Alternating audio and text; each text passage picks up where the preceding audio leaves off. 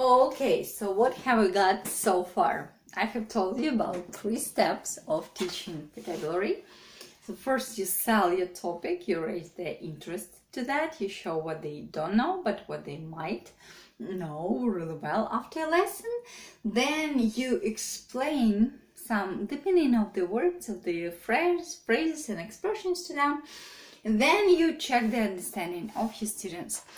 In order to make understanding very obvious, very easy to make, I could recommend such maiden resource. You will find it in the list of the resources in the end of the presentation. So such resource, which is called languageguide.org. Language guide.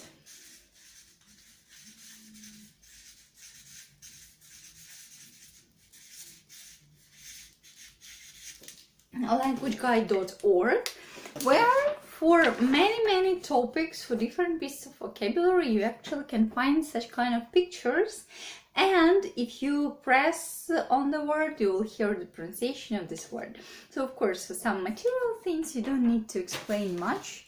You had better just show the picture, something like this. This I also took from that language guide website. For some more abstract things, you might need to explain it. You need to explain it to your students, and ask your students to explain that to their colleagues. Of course, when you're explaining, given the definition of some word and make your students understand the word, I would recommend you to explain that through some kind of situation. So again, when you present something, you give some context, because the most efficient is context learning. So you show the picture, audio, some extracts of words or phrases. It can be some performance, or it can be just explanation, but explanation through storytelling, I would say, is the best. Explain through storytelling. You can tell a story about yourself. You can show this contrast, okay, you can just create some kind of situation to explain it the better. As I was saying, for example, about contrast with high self-esteem and low self-esteem, or for example, embrace a chance, the opposite is to lose a chance, or something like that. Determined can be, the opposite could be vague or something like that. So what do we have? That you present the vocabulary and make sure that your students have understood the vocabulary before you go to the next part, because they will not be able to use it in the context, in the practice, if they haven't understood it. That's why you make this check step. And of course, if you see that your students haven't understood the vocabulary, for example, you're asking them to make their own examples and they misuse the word, or they cannot even recognize how to use this word, it means you need to come back to the presentation stage and maybe go for it from some different angle. If you're just showing something through picture, for example, now try to tell some story or explain it through storytelling, and vice versa. Then check it again. Then again, if it's not clear, go back to the presentation part. So of course, when preparing to the lesson, you have to try such explanations will be the best, which will be the best for this vocabulary, to spend like minimum time here, because you also need to do this step and this step. So how you can decrease the time given on presentation? So as I said, through some visualizations or through some context, through some good appropriate context.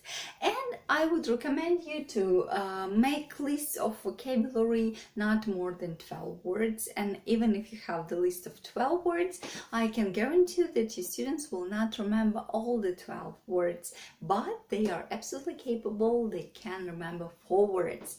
So prioritize the vocabulary of something. For example, here is your list of 12 words. right here, 12 words or expressions.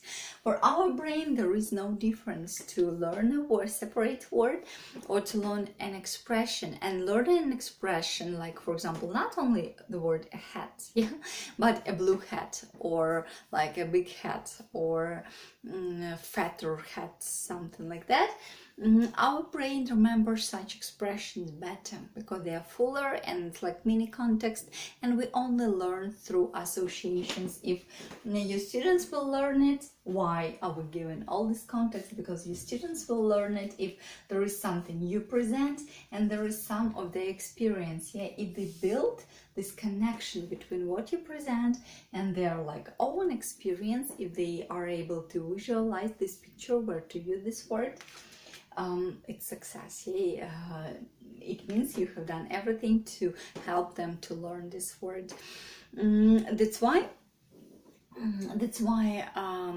it's even better to give expressions or a verb and a noun. Yeah, for example, I guess it's easier to remember the word embrace, maybe not through embrace a chance because it's quite a specific phrase, but for example, embrace your best friend when he or she is suffering and people will remember.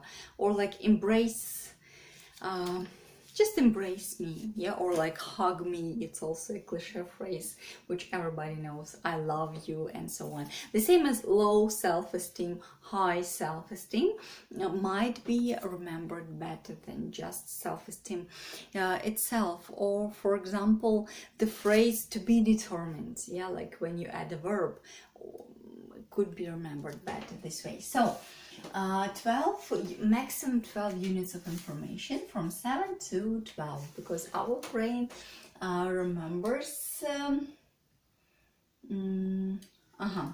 our brain remembers 7 plus minus plus minus 2 pieces of information. So new information absolutely must be from 5, I would say even from 4 to 9 pieces, to 9 units. So for example, 8 words are new for your students, and here you give priorities. Maybe for yourself, before you're preparing to the lesson, you make this analysis and this diversity of priorities. So there are, for example, 6 or 4 words from this list which are included in this 200 minimum. So these words, of course, they have priority the highest, the priority 1, and they have to be learned, understood, and they have to be started using any case, yeah, and they have to be remembered and revised next time and be kept in active vocabulary, like this. So they have high priority. And for more words, they are more background words. Yeah, you go to passive vocabulary. Maybe some students will remember them for some reason, for having some specific personal association or connection to this word, but basically your task as a teacher is not these 4 words, yeah, not priority 2 words. Your task is this, priority 1, 4 words, and you dedicate the biggest attention to them. And for example, when it comes to explanation, you can mostly dedicate time to presenting and explaining these words, and all the other, they can be more in background mode, like this. So again, if you have to shorten your time on something, you need to prioritize. Yeah, analyze before that and prioritize. Okay, so if we are going to the practice stage, our presentation, yeah, 4 steps, present, yeah, practice it. As I said you in the last training, so 30% of practice has to be performed in class to make your students to understand more and to obtain the skill of actually using these words or this expression, I would say. So one more time, the stage of practice,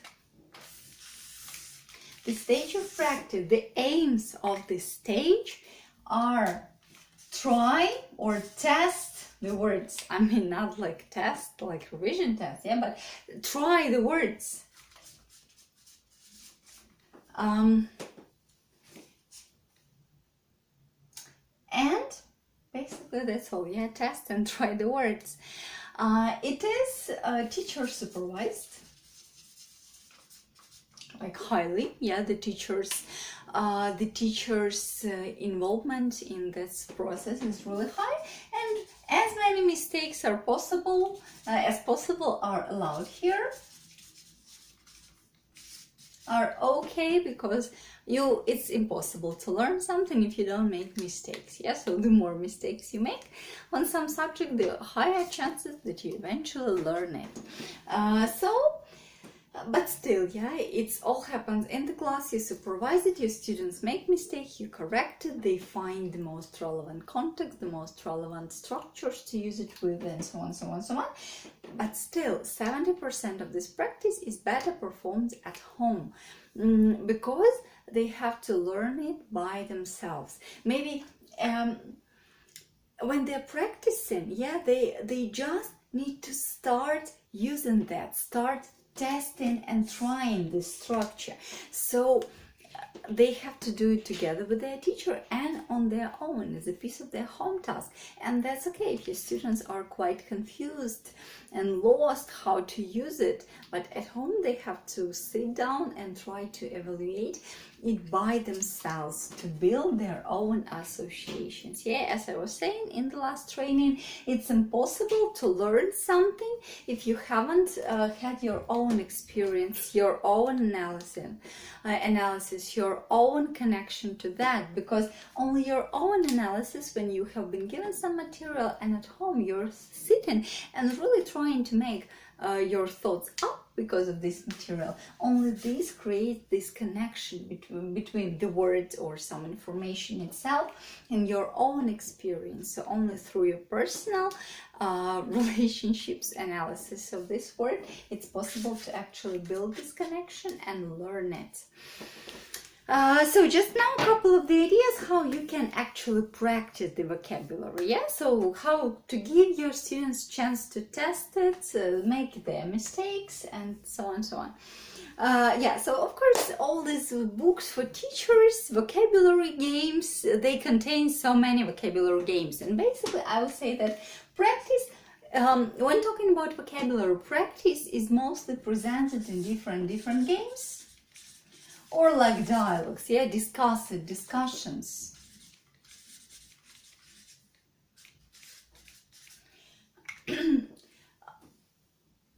Translations are also okay, but with translation, translations are also okay, but with translation, it is easier than working with grammar, because the biggest task of grammar learning is to really find these parallels between your mother tongue and the target language, to find, start feeling, start recognizing them, and eventually start using this grammatical structure in your own context. While with vocabulary it's more obvious, because each word has its translation. Yeah, so these parallels are given automatically by a dictionary. Of course, sometimes we need some time to adjust it, to really like get adapted to this word, to actually start using it, that's for sure. But translations could be used, you know, but more not on the first stage of practice, I would say. So at first you suggest to practice these games in some games and in discussions, because basically one more part of practice and one more task of practice, it is making it more automatical. So after after the students have tasted the vocabulary, the next step is to make them to use it more automatical.